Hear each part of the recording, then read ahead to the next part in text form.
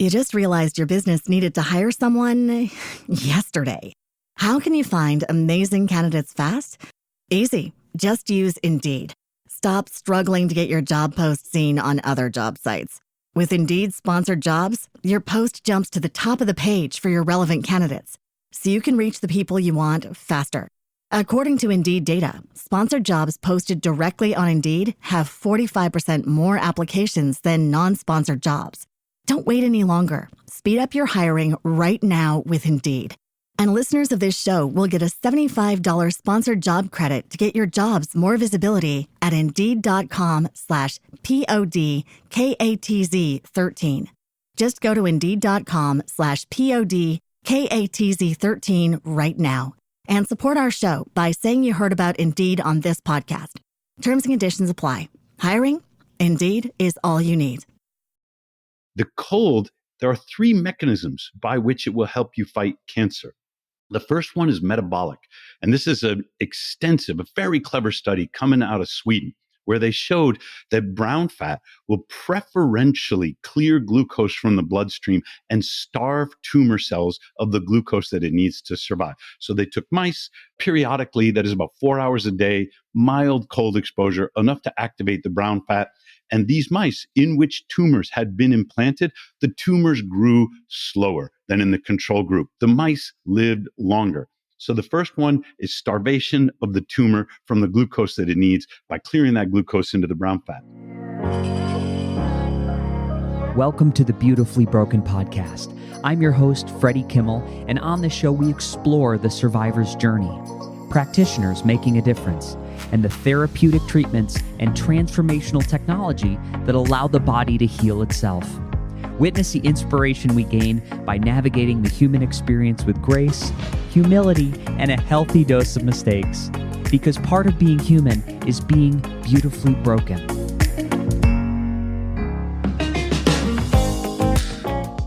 Ladies and gentlemen, welcome to the Beautifully Broken podcast. Our long-awaited guest, Thomas Seager, welcome to the show. Thanks for having me here, Freddie. What a treat. Well, yeah, we've been talking about this for too long, it seems, but I've learned a lot since we first had this idea.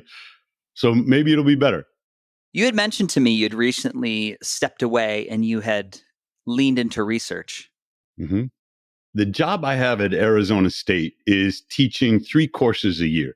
It's typical at a big research university that the faculty spend more of their time and effort doing research than they do doing teaching. So I teach these 3 undergraduate engineering courses at ASU. And most of my focus is on creating new knowledge. But the last couple of years, I'm no longer working in civil engineering and concrete and steel. I'm much more concerned about health. As you can imagine, the crisis that was created by the COVID lockdowns has caused me to change the direction of my career.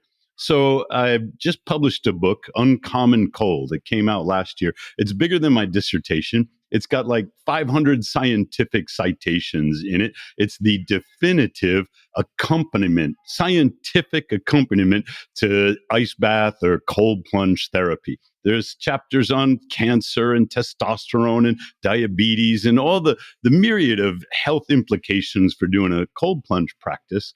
And I'm doing another one coming out at CryoCon in April 2025. We're going to launch this book called Uncommon Testosterone. So how to use cold plunge to balance your sex hormones, improve your sexual performance, fertility, and your romantic life.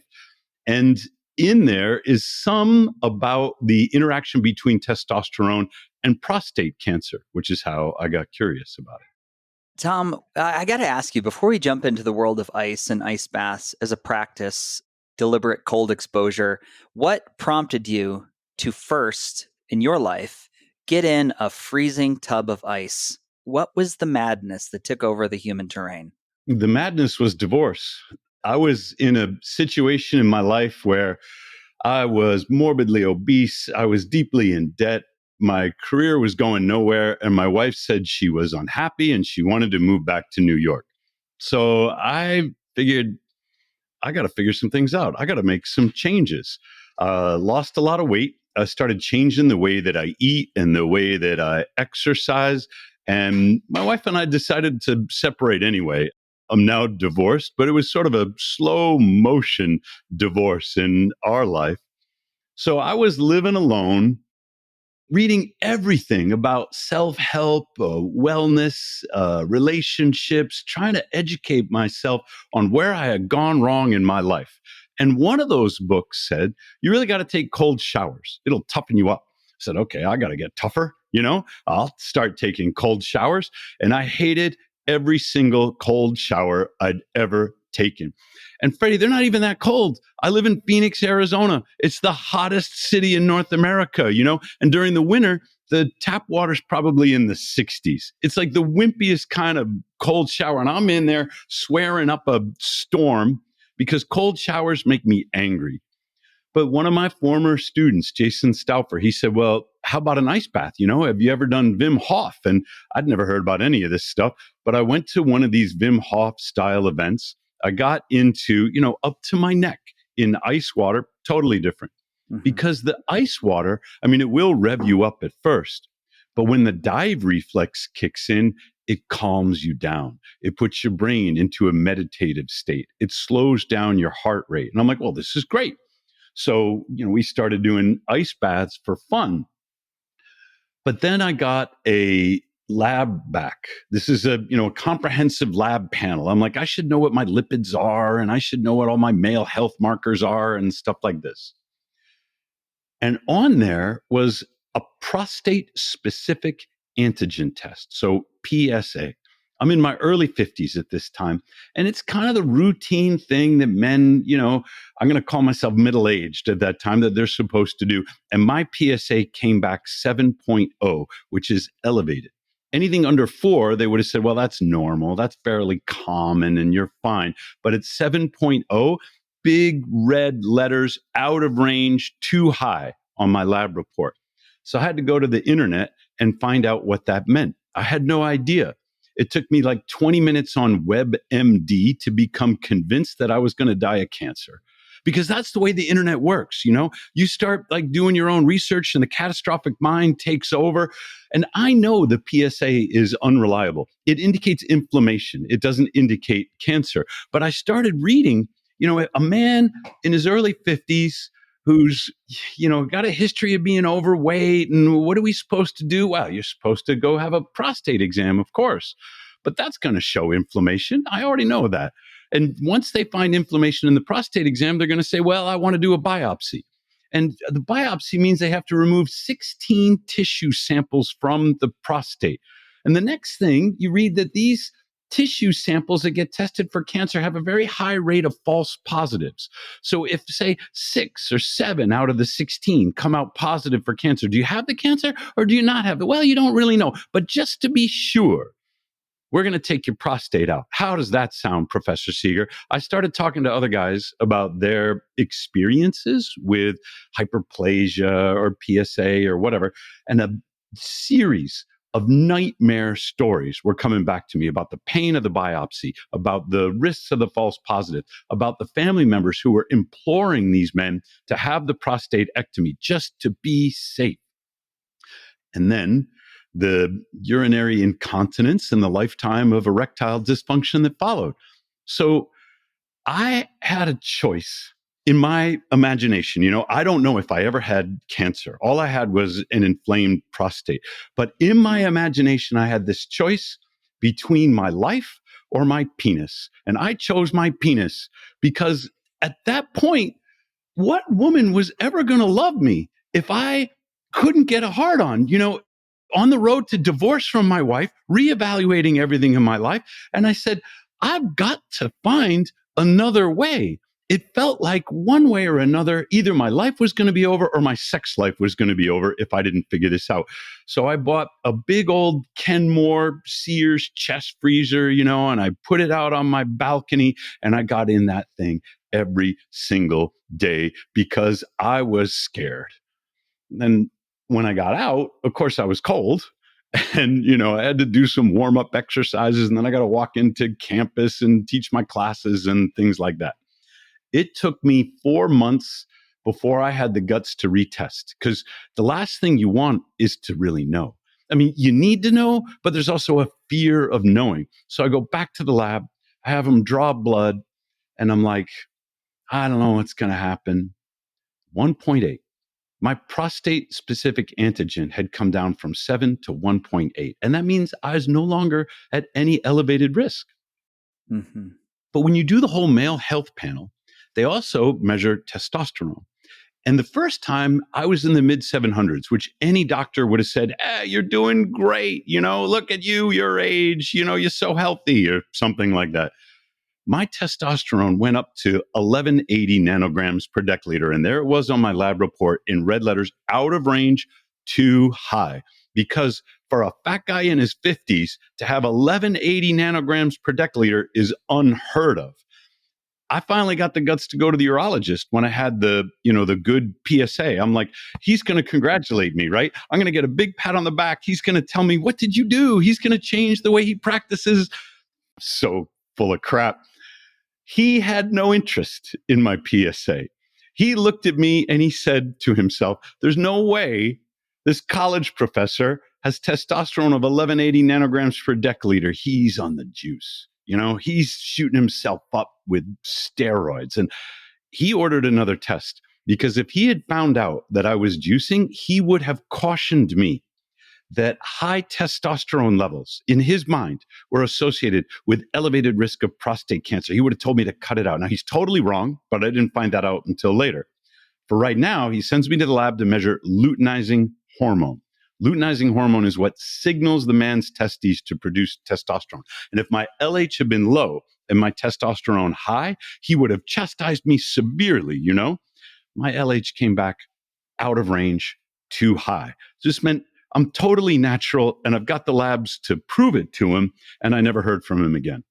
Because he's not going to change the way he practices just because he's got one patient. He's going to write that off as some kind of anomaly. That's not common, So I don't know, maybe he's just some kind of genetic freak. Well, it turns out, Freddie, that high testosterone protects against prostate cancer. And I'm getting this from a series of papers that were published by Abraham Morgentaler. He's a physician out of Boston who's been studying male sexual health for decades. And he reviewed all the data. And he said this belief that medical doctors have that you have to put a man on testosterone suppressors in order to protect him from prostate cancer, it's totally false. The opposite is true. So he's elevating testosterone in his patients to protect against prostate cancer. And that means all the men out there who are being prescribed these testosterone blockers are actually being harmed by the physicians who probably think that they're doing the right thing. That's right. Yeah, I did a solo episode a few weeks ago about DHT blockers.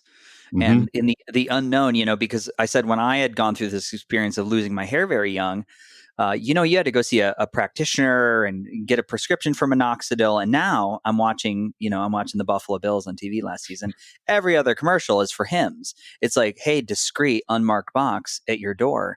Don't lose your hair, boost your test. They're doing all these things to mess with the hormonal system. Well, there's nobody that's looking at the broader picture. Right. And my literature, my research has said, well, you can falsely suppress that PSA level by 50%.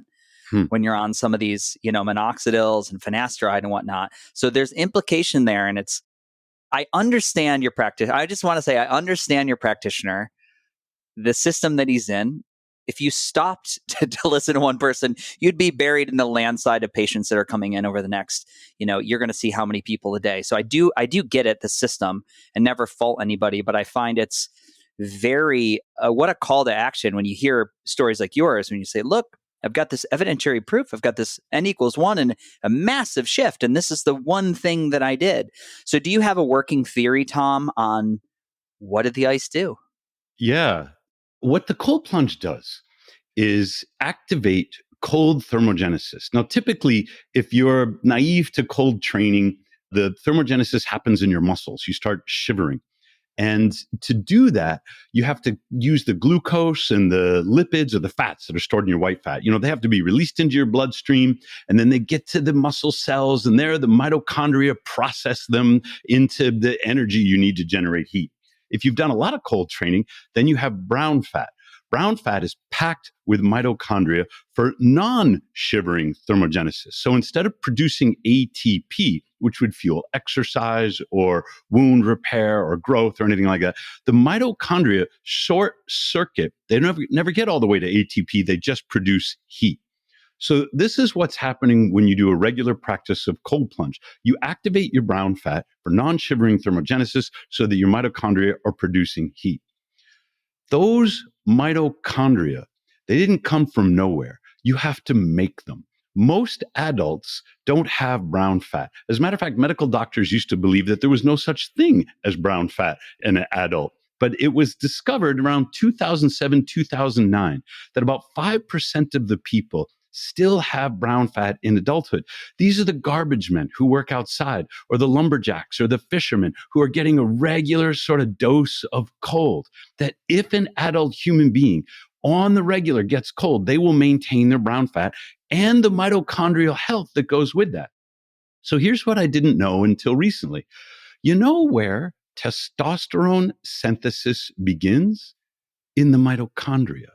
You take a cholesterol molecule, transport it to the inner membrane of the mitochondria, where there is an enzyme that will cleave it into a steroid that I can barely pronounce called pregnenolone or something like this, right?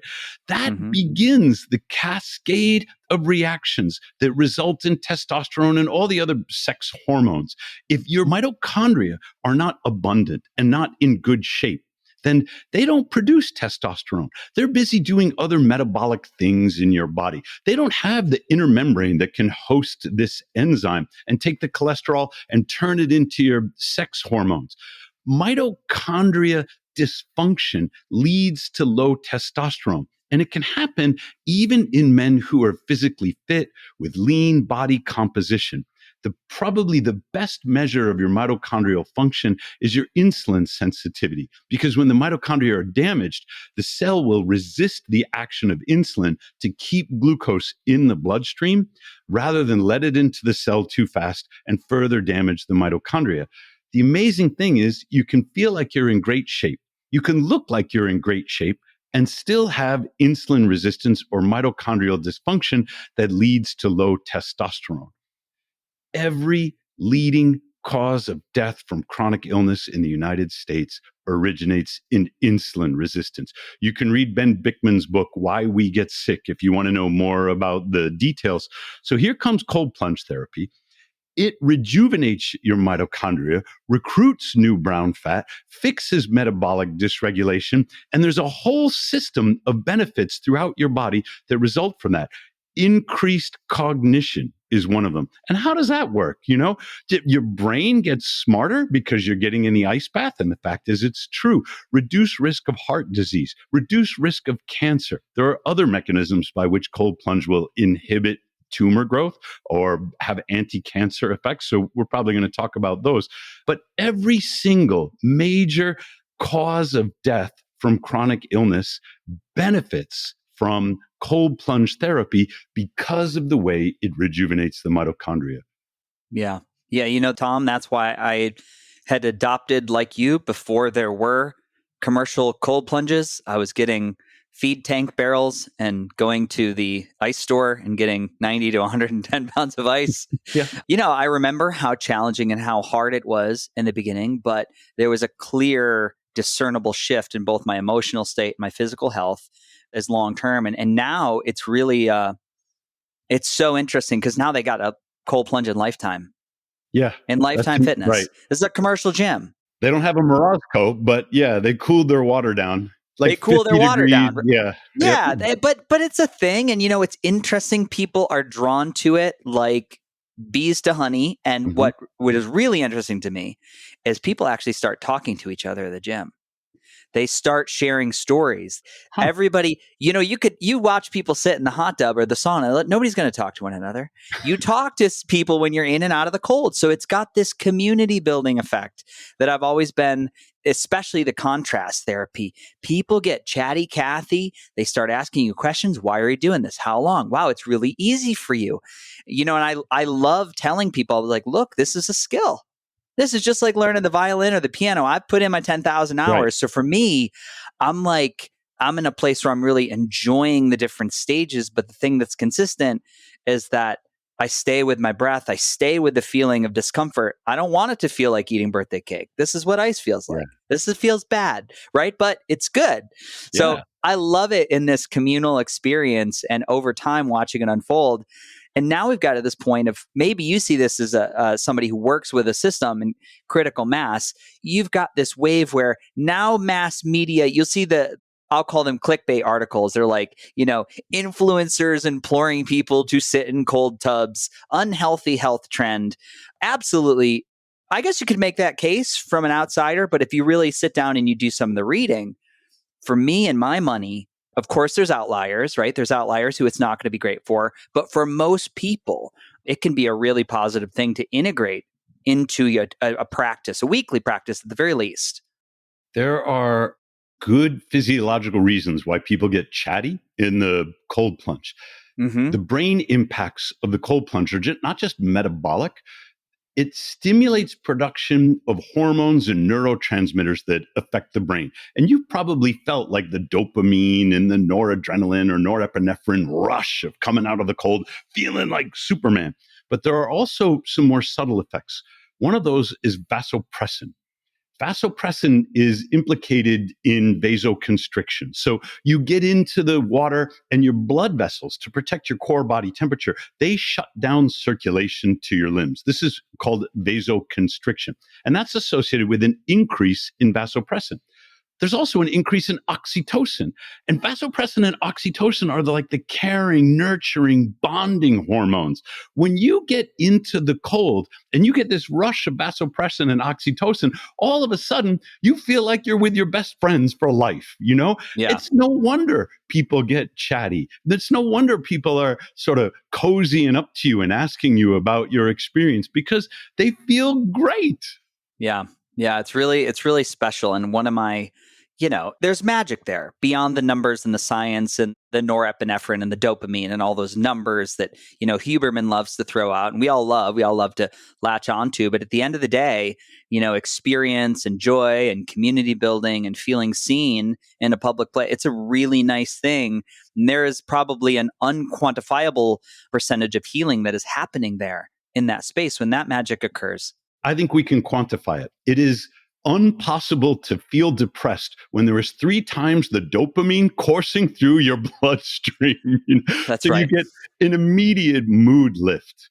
And that might be part of why some of the mainstream media outlets or the Instagram influencers are pushing against it. There is something about cold plunge that does seem too good to be true.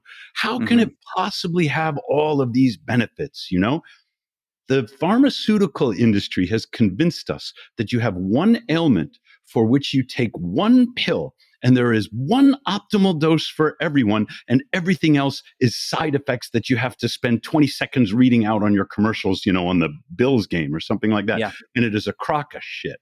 The body is a complex system. There is no such thing as a side effect. There are only effects. And we know that there are things that are good for everything in the body, whether that's getting good sleep, whether that's getting dark nights and light days, whether that's getting exercise. Exercise makes you smarter, and it's not your brain doing the push-ups.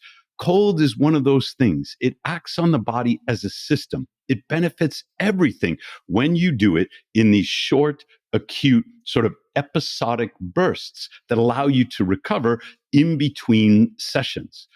So if the Instagram influencers can get clicks by bashing a popular trend, then, more power to them, especially when it gives people sort of an excuse to not do something that they don't want to do anyway. Like if a cucumber facial was going to be the cure for cancer, I'd be posting on that instead. If a mimosa brunch was going to cure your depression, then I would do an article on that. But that's just not the way it works.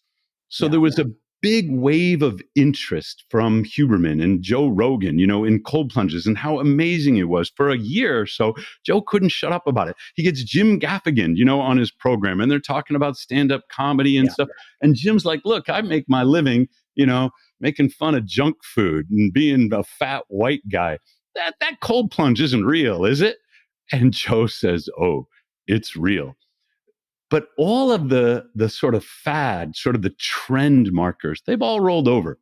It's no longer fashionable to post yourself, in a cold plunge on Instagram and watch people mash the like button. There's now a cottage industry in bashing cold plunge for clicks. Doesn't matter.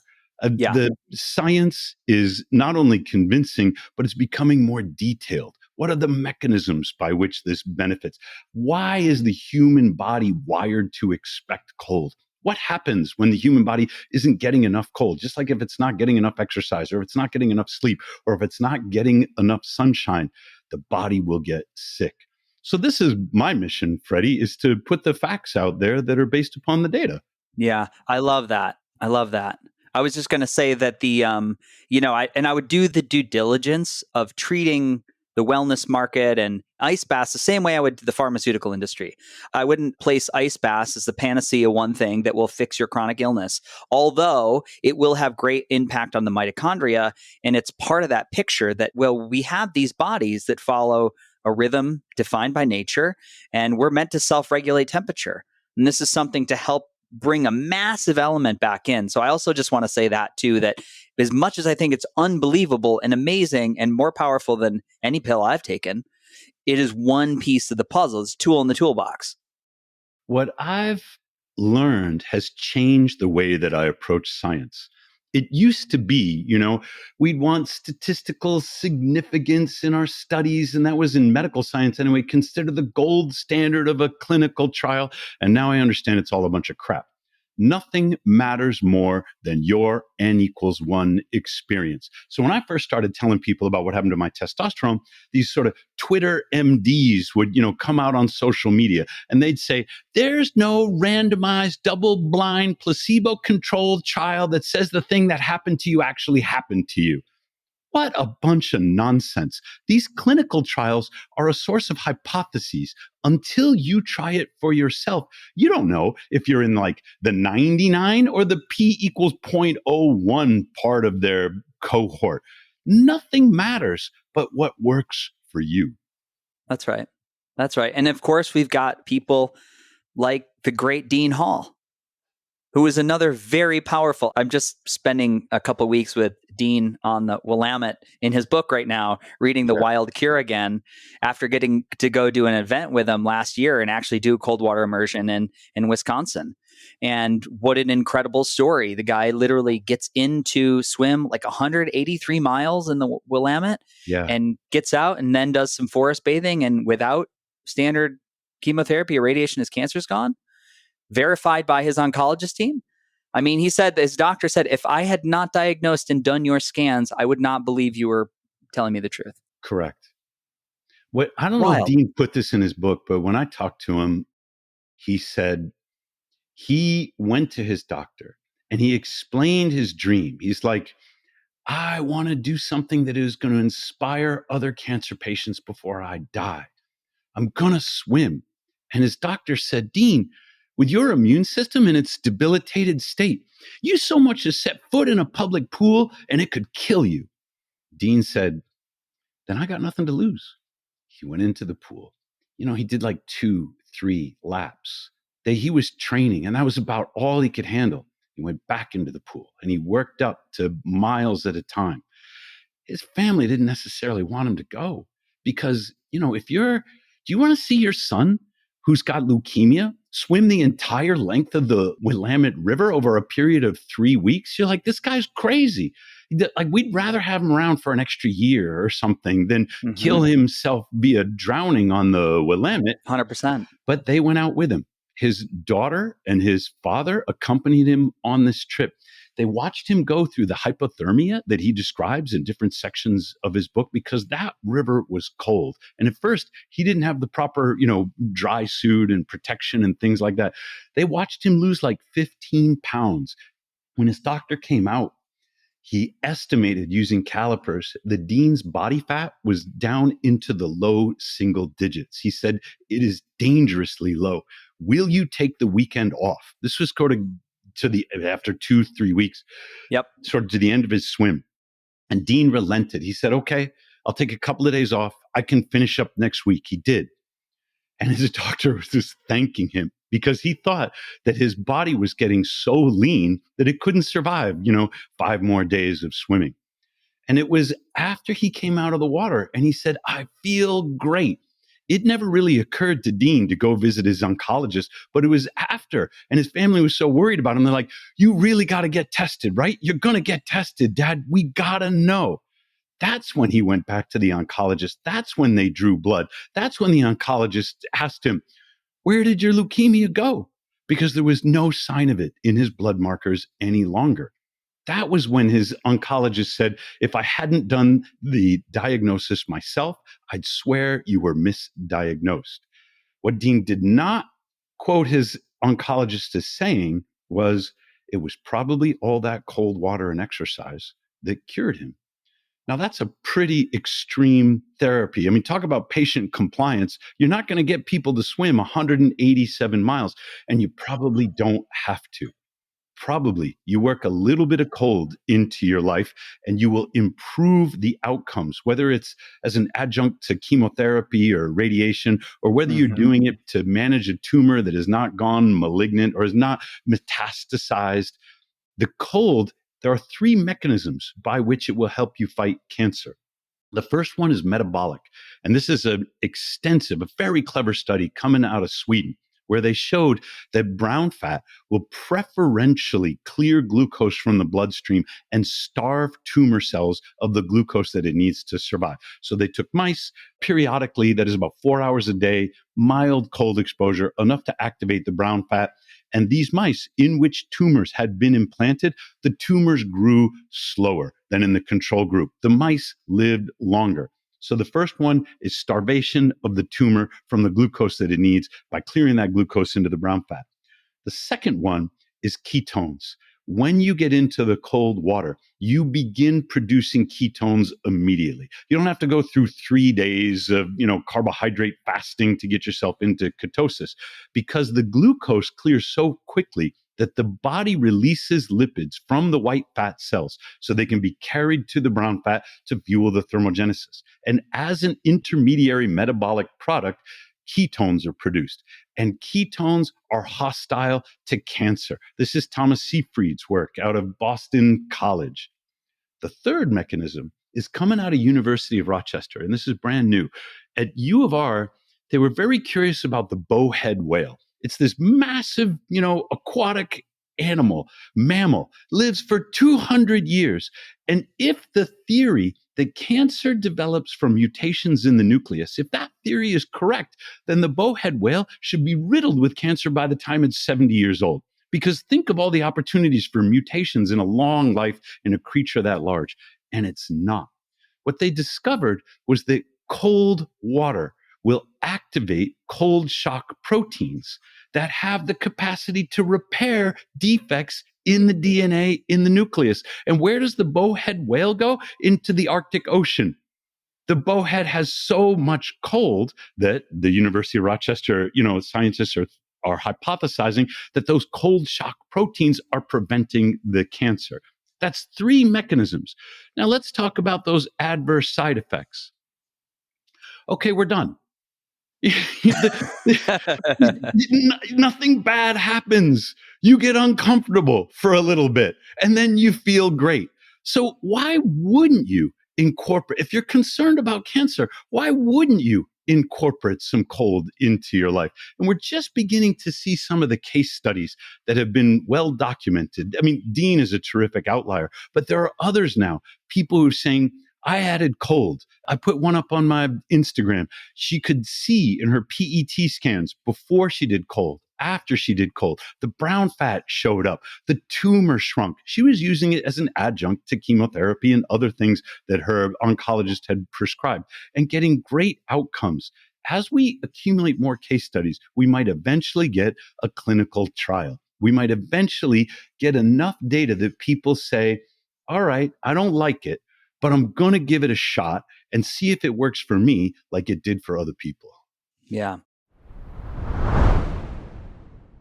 Team, After battling Lyme disease and cancer for 20 years, I'm always on the lookout for cutting-edge ways to slow biological age and repair damaged tissue. A key factor is our body's ability to produce stem cells, a process that unfortunately declines sharply after age 30. In fact, age-related disease can reduce your stem cells by up to 50%. This is where stem regen comes in. This is a stem cell booster that has personally helped me, increasing circulating stem cells by up to 300 million in 1 month. You heard that right. Stem Regen optimizes your body's repair system using powerful adaptogens to naturally enhance the stem cell production within the body. For full scientific deep dive research, you can check out episode 179 with founder Christian Drapeau. And I'm excited to share that Stem Regen offers a 30-day money-back guarantee on purchases through the official website.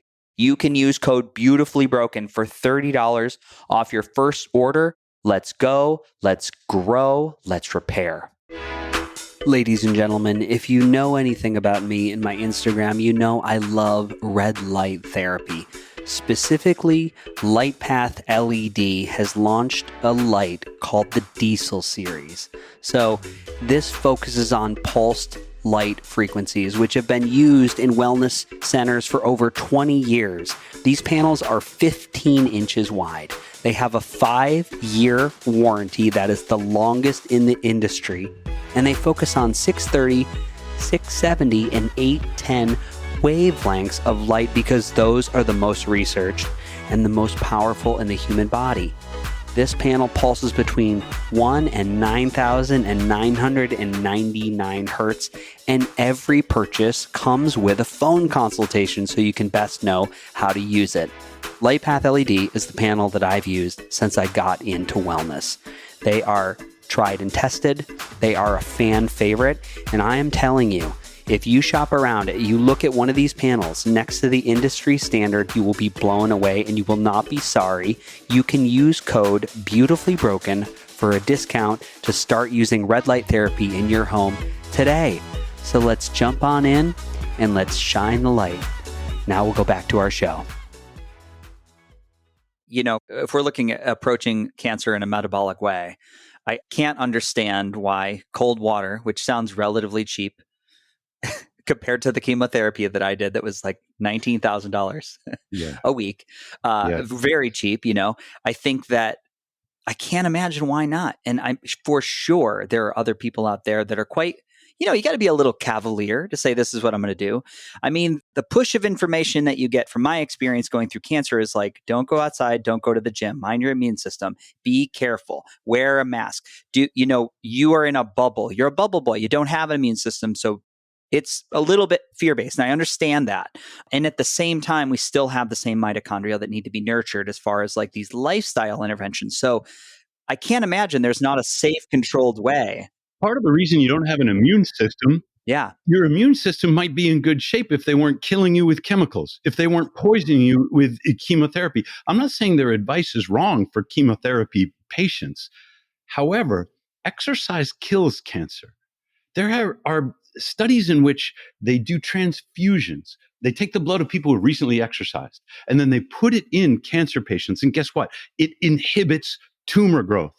Exercise has anti-cancer effects. So when the oncologist says, well, we're going to fill you up with this poison, and for those reasons, to recover from the poison is enough to kill the cancer, but we're hoping it's just barely not enough to kill you. But for those reasons, you should not exercise. You should not expose yourself to the sun. You should not be outdoors. You should not get cold.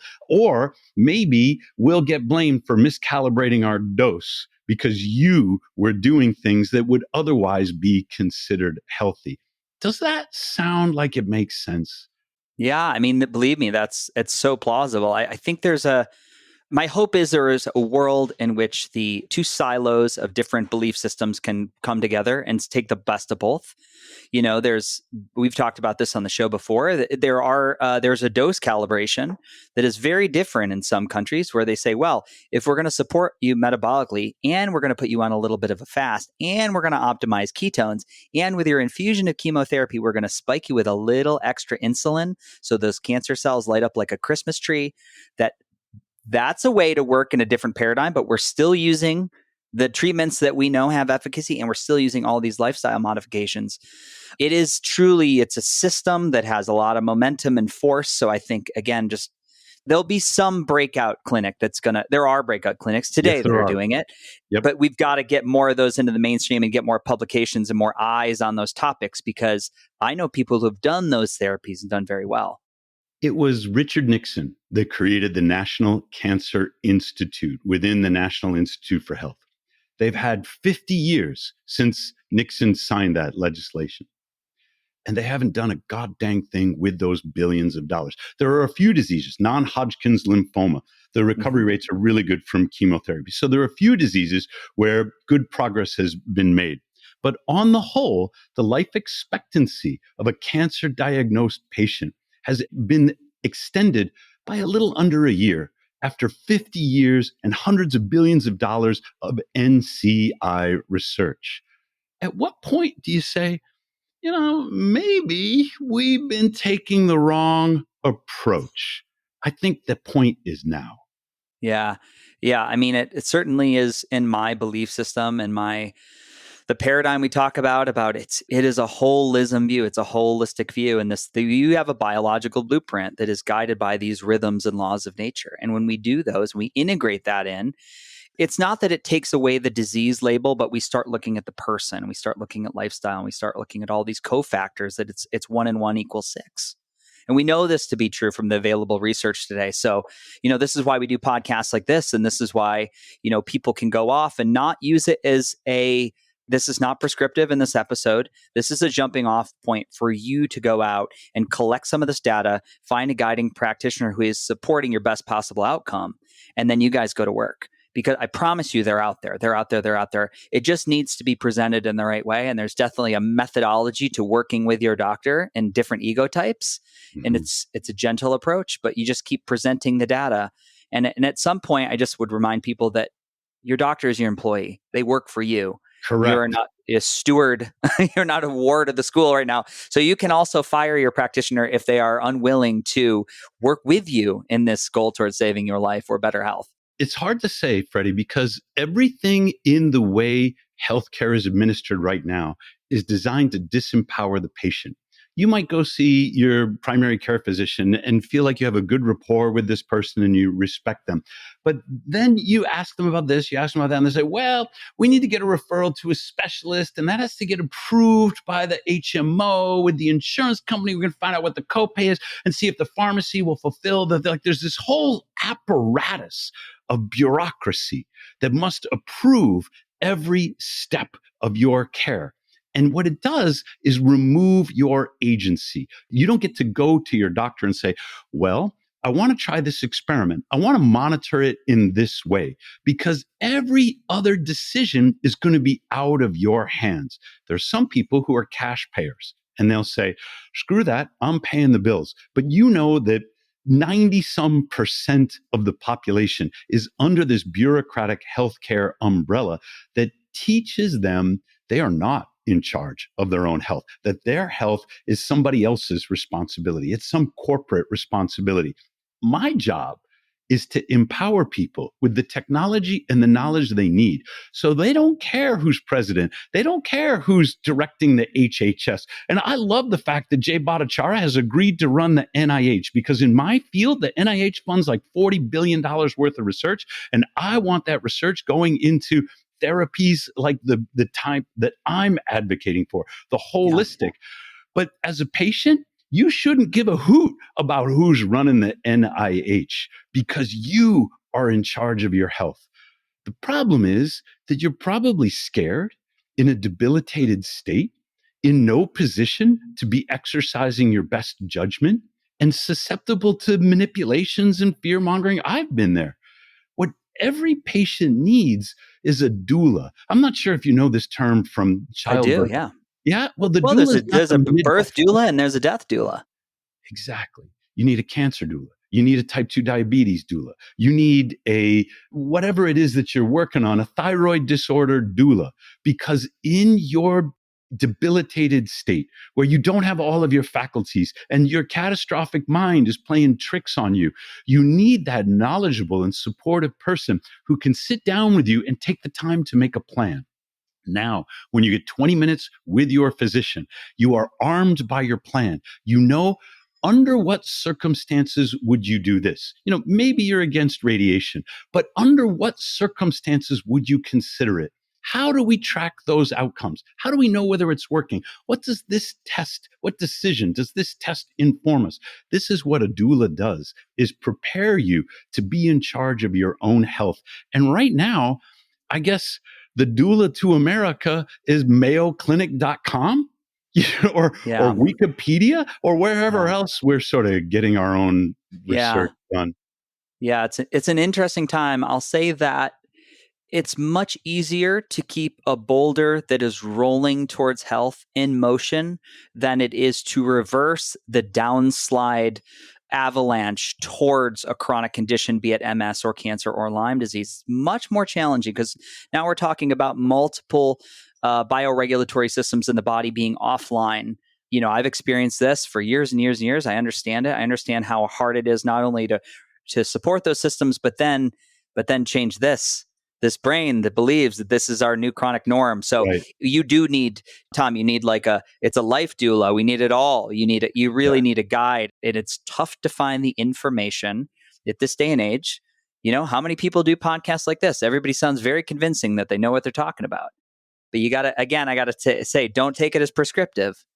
Take it as a jumping off point. And there's going to be something in your body that lights up when you hear something. You're like, God, I listened to that Tom Seager. I really got a yes. I think he knows what he's talking about. But we're talking about one thing here, which is, ice. Ice is nice. That is incredibly impactful. There's only one type of advice that is worth a damn. And it goes like this. Here's what worked for me. People can tell you what you should do, and it's all nonsense until you find someone who's been in an analogous or a similar situation and had the kinds of outcomes that you want for yourself. It doesn't matter, except when they say, here's what works for me. So, I had this elevated PSA. I didn't tell anybody in my family about it because I didn't want to be pressured by my daughter to go to the oncologist, to go through with a biopsy. So I kept that to myself and I got in the ice bath. That's what worked for me. If people are like, well, that's not what I want. I don't want his life. I don't admire anything about him. Sure. Then don't take my advice. But if you say, it seemed like it worked out pretty good for Professor Seager, maybe I should try that. The rule I have in my life is that I have to try. When I get advice from someone I admire and respect, I have to try the advice. I don't have to take the advice, but I have to try the advice. Freddie, I did a coffee enema, based upon this. I flew down to Peru and I did 2 days of ayahuasca. And look, ayahuasca and coffee enemas are not for me. But the advice came in from people whom I admire and respect. And they said, this works. So I said, okay, I'll try it. Now I don't have to do it. If you get into the ice bath, and you have a miserable, wretched experience, you can curse my name, a week of Sundays on social media if you want. It's okay. It didn't work for you. Our number one rule is there can be no coercion. There can be no bullying. You can't get that sense of accomplishment from having done something really difficult unless you're getting in and out of the ice water of your own volition. Yeah, that's right. That's right. There's this beautiful immediate agency you have also. It's like you don't need to wait for a prescription. You don't need to wait for a permission slip. This is something everybody could go out and try. You could try it today because now we're like we said at the beginning of the podcast, it was a time where these things didn't exist. You had to go either get in a cold lake or you had to go seek it out. But now, most major cities have a place where you can go cold plunge, contrast therapy. Hopefully, you're around some other educated people who are going to explain you're not going to want to white knuckle the experience, but there is a little bit of an art to breathe, play with the breath. What's my body telling me right now? It's panicking. Oh, what's that panic telling me? I think there's definitely I think the more the more you can get out of the experience, just like anything else. But man, I think I'm so glad that it seems like it's here to stay. Mm-hmm. Yeah. I don't know if you ever go on Facebook Marketplace, but man, if you want to see the number one high turnaround item is a hot tub. Really? So many hot tubs for sale. Oh my goodness, it's crazy. And everybody tells you, they're like, we bought it. We just don't use it. I was like, why wouldn't you use a hot tub?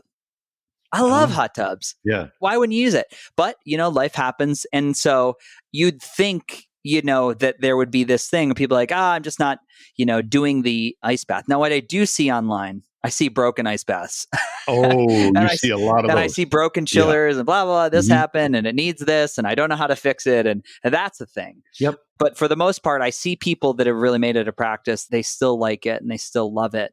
I would like to go a little deeper, Tom, into like contextualizing this conversation around metabolic support, and if there's any other thing that comes up in your cognition as why you would do this in conjunction, or some scientific studies that link this to a supportive therapy for somebody going through cancer, or that really wants to prep their terrain so they never have to go through that.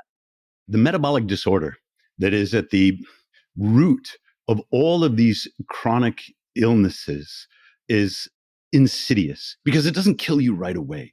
People don't think of brown fat as an essential organ. Maybe they think of it as kind of a nice to have or an unusual phenomena, but they don't realize that brown fat communicates with the thyroid to regulate your metabolism. When you don't have brown fat, your thyroid doesn't have anything to modulate its function. And so the next thing you know, you've got hyper or hypothyroidism. You got Hashimoto's, or you have Graves' disease. And you say, oh, it must be bad genetics. But the fact is that if you had some brown fat to stay in that communication with the thyroid, then it would normalize your thyroid function. Brown fat's not just for cold thermogenesis. Brown fat is also associated with neuroprotective factors. So this would be like FGF21 that helps repair injury to the brain, or brain-derived neuroprotective factor that helps delay the aging of the brain. Brown fat performs these essential hormonal functions. It's not just there to keep you warm. So it isn't a nice to have. It's a must have.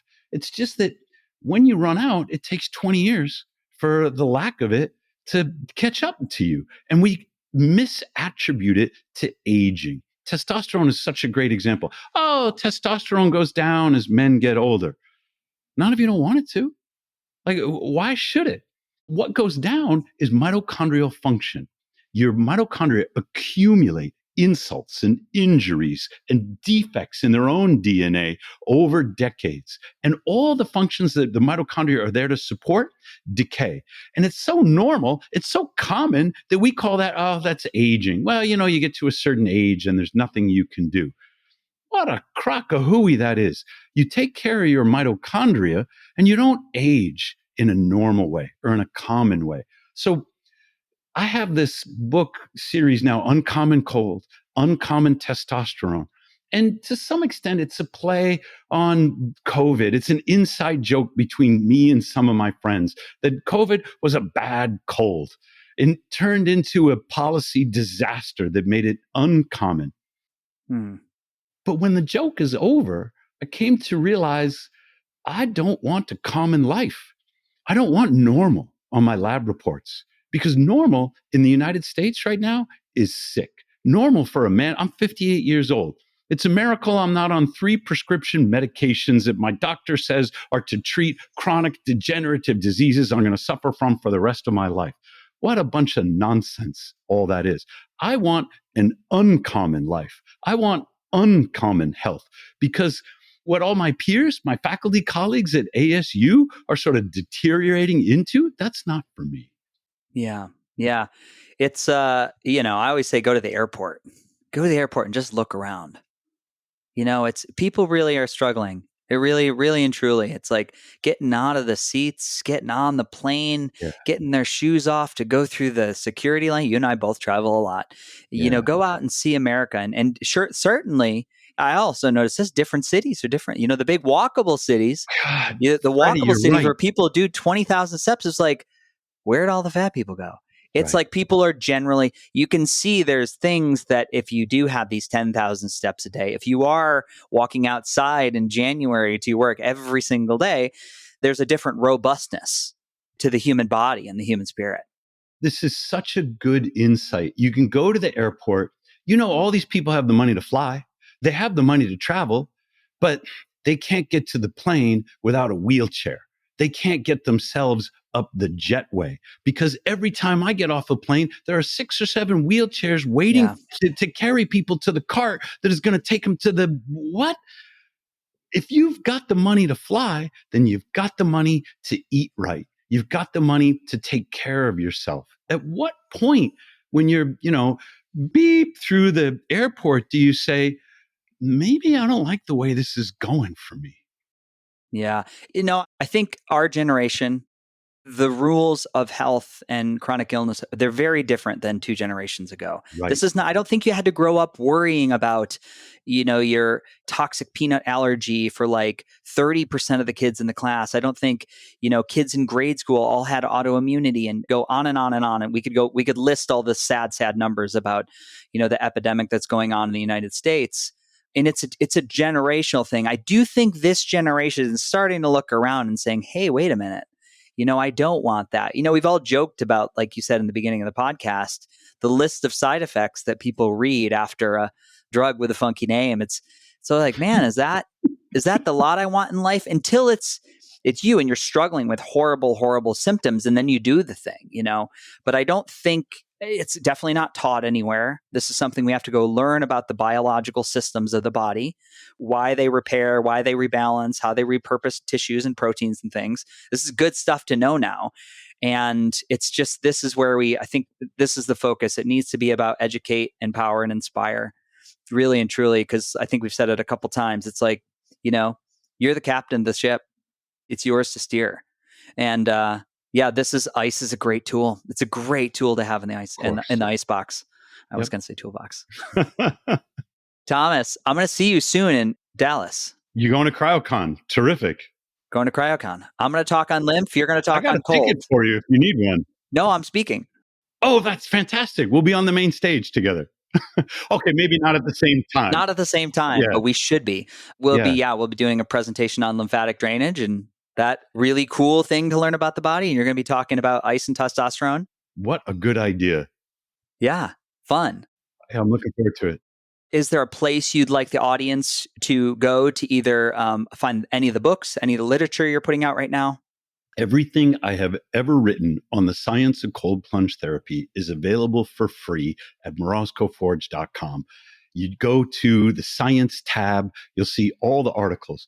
But some people, they need the hard copy. And in the books, I have arranged it in a different way. And maybe it's a little more storytelling format. The Uncommon Cold book is really hard to find. You can search for Uncommon Cold book, but you can only buy it at Morozko Forge right now. The Uncommon Testosterone, it'll be on Kindle. It'll be on Amazon. I'll do an Audible version of it. It will be much more ready for the masses, so to speak.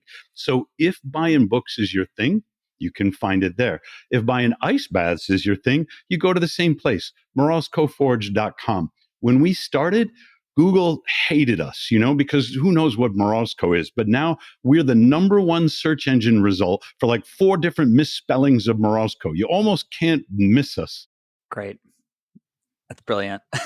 That's brilliant. And if you guys want to check out just some incredible ice baths, and now you guys are doing custom tubs. I'm always so jealous of some of the things you're posting on Instagram. It's really wild. Is the Instagram channel, is it Morozko Forge? It is. Yep. Great. Instagram.com/Morozko Forge. Great. Amazing. You can find me, if you want to see what gets me in trouble with my dean at ASU, then go to Twitter and look for SEAGERTP. I got a big mouth that my director is not happy about, but I can't seem to shut up because I'm still angry about some things, Freddie. Yeah. Well, listen, as soon as you can process those things and either let it go out of the tissues. And so I always tell people, listen, the acid is hurting the vessel more than anybody you could pour it on. And that's the truth. That's right. The truth. That is the truth. Tom, the state of the world right now, and I do my best. I tell people look, we don't talk politics on the show. We talk about health and wellness, but it's a tough time to talk about health and not go there a little bit. So if you could tune in all the iPhones of the world to you, to Channel Tom, and you get a magic wand and you could say something in an attempt to dissolve the polarization or unite people, what would you say to people?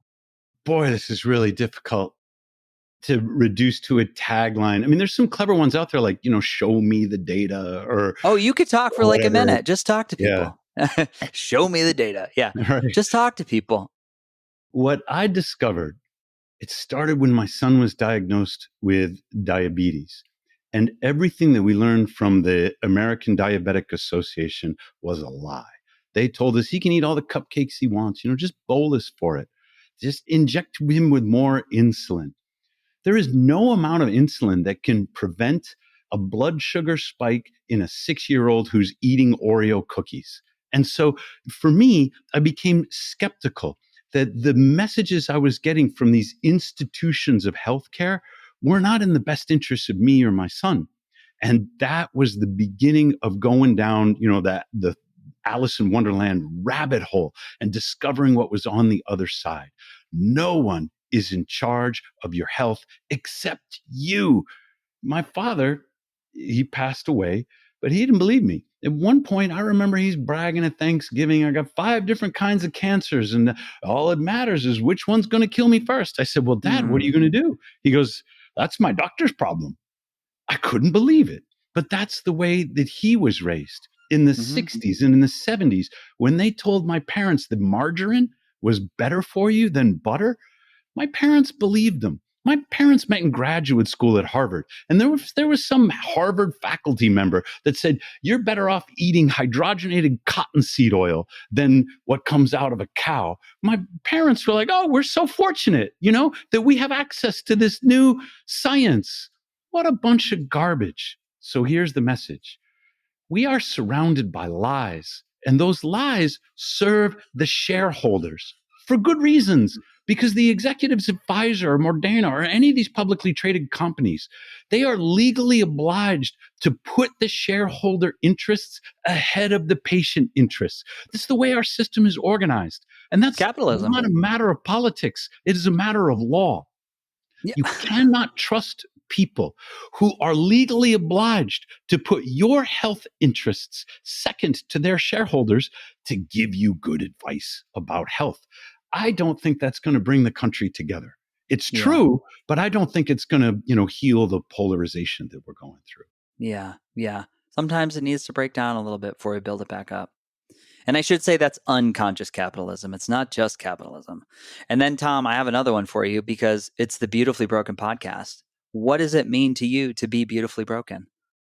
There is a concept that has been lost to us. It's called hormesis. This idea that a little bit of stress can stimulate changes in our lives that make us stronger and better. Sometimes on social media, you say, oh, you shouldn't do an ice bath because you'll burn out your adrenals. It's so stressful.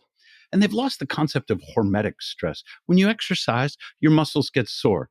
So don't exercise the next day. Let your muscles recover. It's the same in the ice bath. When you go into the ice bath, your mitochondria metaphorically gets sore. Give them a minute to recover. I'm in there every day, but only 2 to 4 minutes. I go very cold, and I do it for the psychological benefits. So this idea, what is that Japanese pottery where the pottery breaks and then they fit it back? Yeah. This idea of beautifully broken. I'm not actually a fan, Freddie. I'm not a fan of the adverb. And I'm not a fan of the broken. The beautiful is enough for me, because everything that has happened to us that we, in the moment, we think it's difficult or it's bad, has a way of coming back around and making us grateful for how it shaped us into the people that we are now, whom we like better than the person we were before what we thought was bad was a thing. 100% catalyst for change. Mm-hmm. Thomas Seager, thank you for being a guest on the Beautifully Broken podcast. It was an absolute pleasure. So many good clips. Can't wait to get this out to the world. And I am going to see you in Dallas in a hot second. I'm looking forward to it. Thanks for having me, Freddie. Yes, anytime. Big love. Ladies and gentlemen, here we are with season 9 of the podcast. We're about to crest into year 6. Can you believe it? I'm so glad you're still here. And I just wanted to remind you, if you like the show, please head over to Apple or Spotify and give us a 5-star review. It really expands the listenership. Now, there's one big way you can continue to learn and deepen the relationship that we started in this very episode. You can go to beautifully.broken.world and you can check out our brand new website and store. Listed are all the technologies, the supplements, the self-quantification, the products, everything that I love, I personally use, and I've curated for this audience. Most of the items have a significant discount just by using the link or our code, Beautifully Broken, all one word, and they do support the podcast through affiliations. Now, if you want to see the faces of our guests and you want to watch me unbox products and see reviews, you can go over to YouTube at Beautifully Broken World. Now, this next message is from my vast team of internet lawyers. The information on this podcast is for education. By listening, you agree not to use the information found here as medical advice to treat, diagnose, or cure any medical condition in yourself or others. Always consult your guiding physician for actual medical issues you may be having. Now, in my closing, we are truly in a paradigm shift. We need you at your very best. So use these conversations as a jumping off point for further exploration. Always listen to your own body. And remember, while life may be painful, how we put the pieces back together is a beautiful, beautiful process. I love you so much. I'm your host, Freddie Kimmel. You just realized your business needed to hire someone yesterday. How can you find amazing candidates fast? Easy. Just use Indeed. Stop struggling to get your job post seen on other job sites. With Indeed sponsored jobs, your post jumps to the top of the page for your relevant candidates, so you can reach the people you want faster. According to Indeed data, sponsored jobs posted directly on Indeed have 45% more applications than non-sponsored jobs. Don't wait any longer. Speed up your hiring right now with Indeed. And listeners of this show will get a $75 sponsored job credit to get your jobs more visibility at Indeed.com/PODKATZ13. Just go to Indeed.com/PODKATZ13 right now and support our show by saying you heard about Indeed on this podcast. Terms and conditions apply. Hiring? Indeed is all you need.